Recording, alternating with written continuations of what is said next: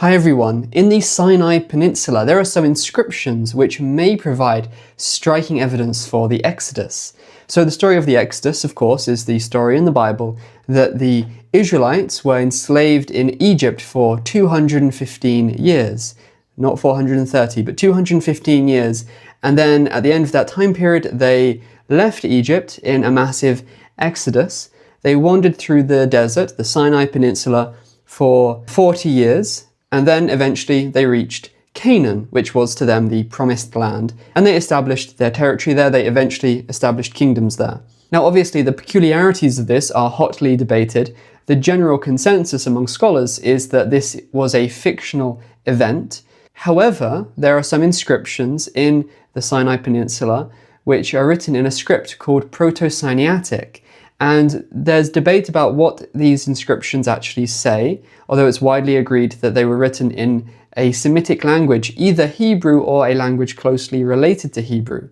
And what's particularly interesting is that these inscriptions, at least according to one linguist who's been working on it recently, these inscriptions, some of them, refer to slavery and God providing deliverance for them. And also, even more interesting, are two inscriptions which apparently contain the name Moses.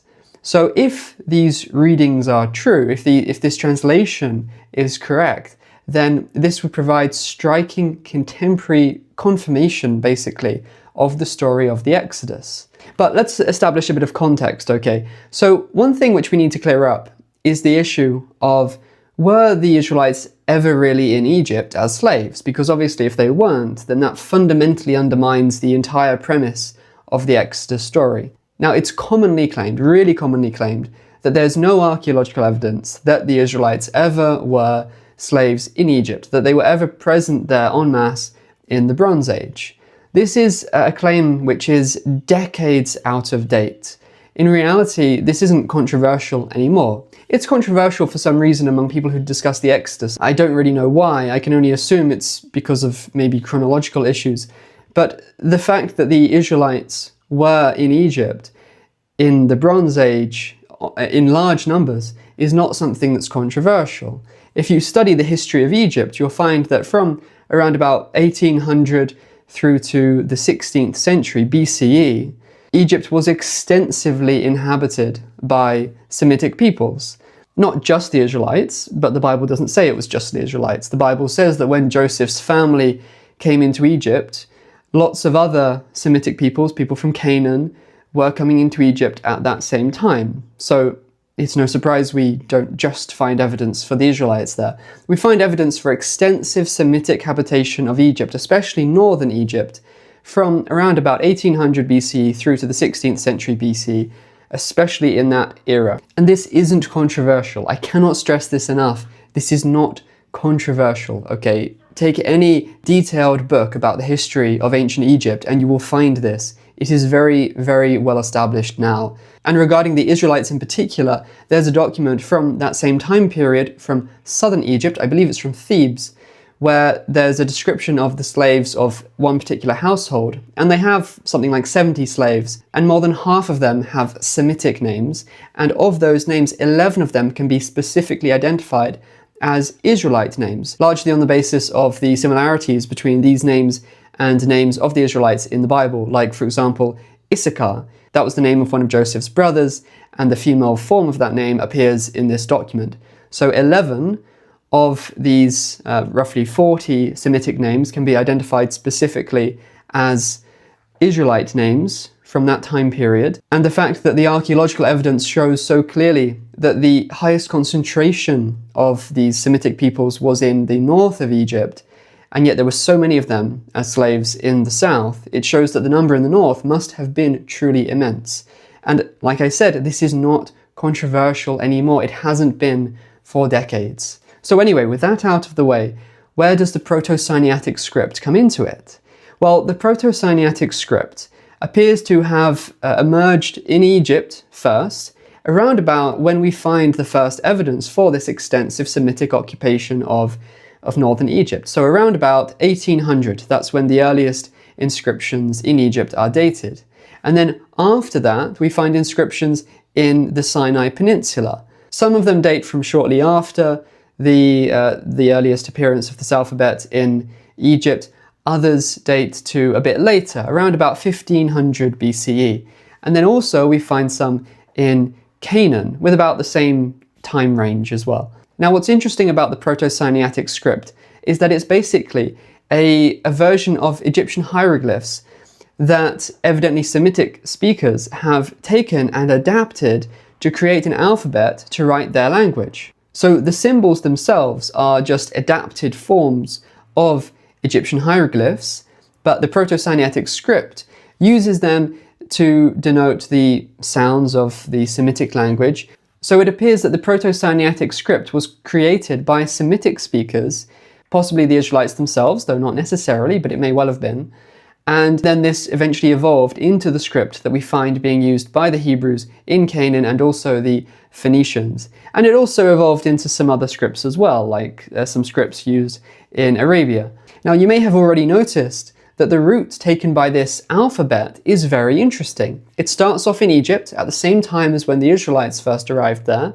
Then it went through the Sinai Peninsula and appears in Canaan, where it became the alphabet of the Hebrews.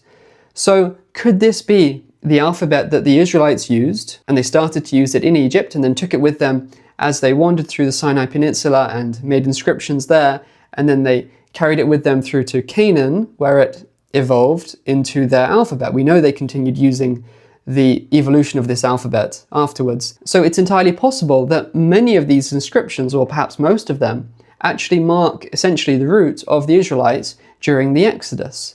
Now, that's not to say that all the inscriptions made in this Proto-Sinaitic script were from the Israelites or are a trace of this route of the Exodus. We know that the Egyptians had mines in Canaan, so some of the slaves may have worked in Canaan long before the Exodus.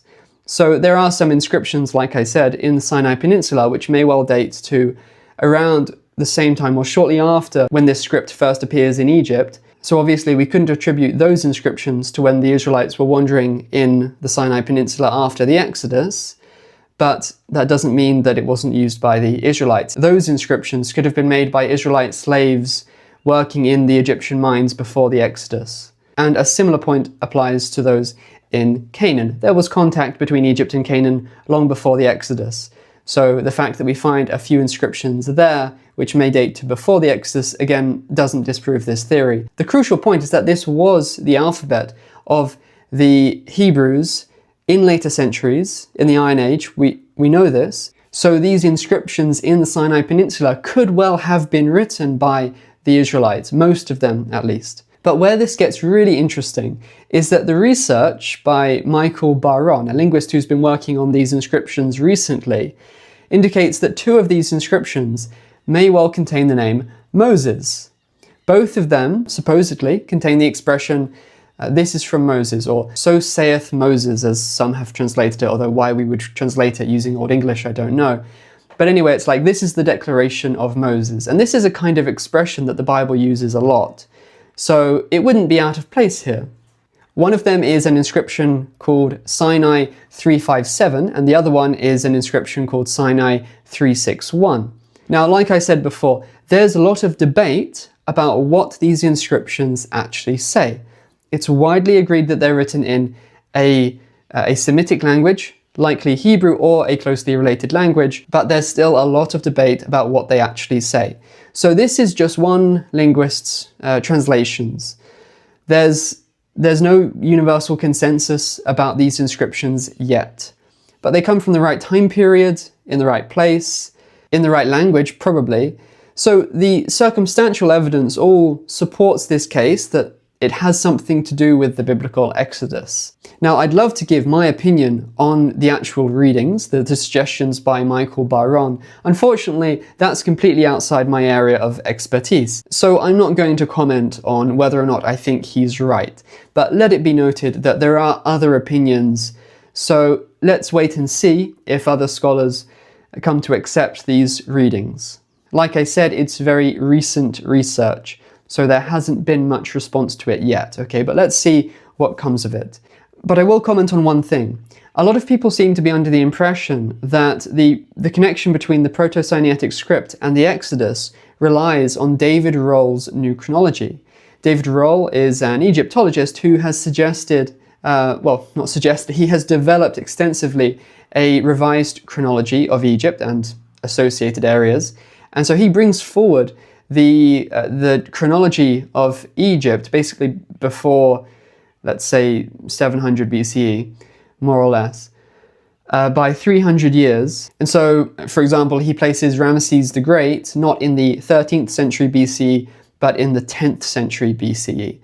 And for some reason, a lot of people seem to think that the connection between the Proto-Sinaitic Script and the Israelite Exodus from Egypt requires, or it depends on this revised chronology, because David Roll makes a big thing of the Proto-Sinaitic Script and its connection to the Exodus. However, this is not true. There's really no substantial issue between the chronology, the accepted chronology of these inscriptions, and the chronology in the Bible about when the Israelites were in Egypt and when the Exodus happened. So the biblical date for the Exodus is 1513 BCE. It's not 1446 BCE, as you may commonly hear. It's 1513 BCE. That is the biblical date for the Exodus.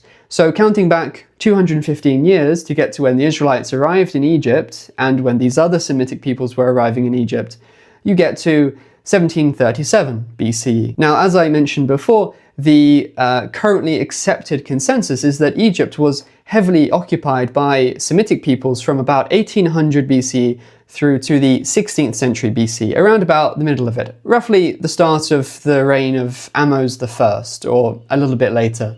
So this corresponds very closely, although not perfectly, but it corresponds very closely to the biblical dates for the Israelite arrival in Egypt and then the Exodus. It corresponds to well within 100 years.